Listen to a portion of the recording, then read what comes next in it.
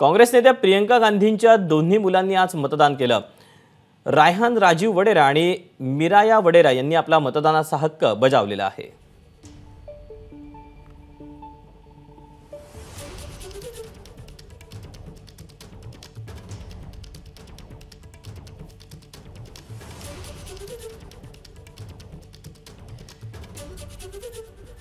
अधिक से अपडेट जाणून घेऊयात। सोमेश कोलगे आपल्या सोबत आहे। सोमेश, प्रियंका गांधींची मुलं आणि सोनिया गांधींची नातवंड यांनी आपला मतदानाचा हक्क बजावलेला आहे। बहुधा त्यांचं हे पहिलंच मतदान असावं।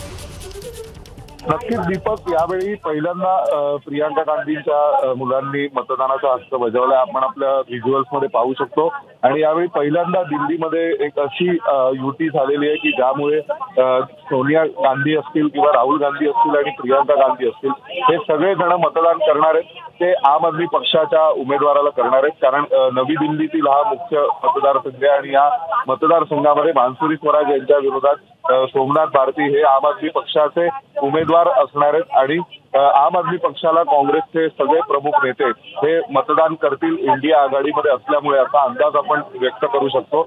सोबतच थोड्याच वेळात सोनिया गांधी आणि राहुल गांधी सुद्धा आपल्या मतदानाचा हक्क बजावणार आहेत। सोनिया गांधी आणि राहुल गांधी सुद्धा आपल्या मतदानाचा हक्क बजावणार आहेत। सोनिया गांधी आणि राहुल गांधी दोघेही आता निर्माण भवन या ठिकाणी मतदान केंद्रावर पोहोचलेले आहेत आणि या मतदान केंद्रावर सोनिया गांधी आणि राहुल गांधी हे दोघे जण मतदान करतील।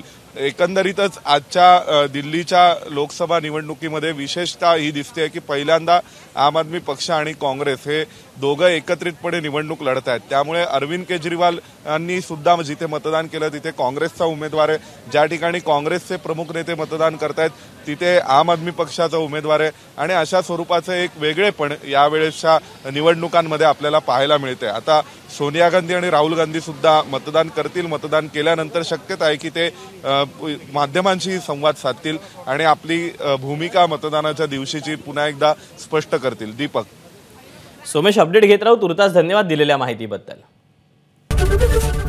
एबीपी माझा, उघडा डोळे बघा नीट।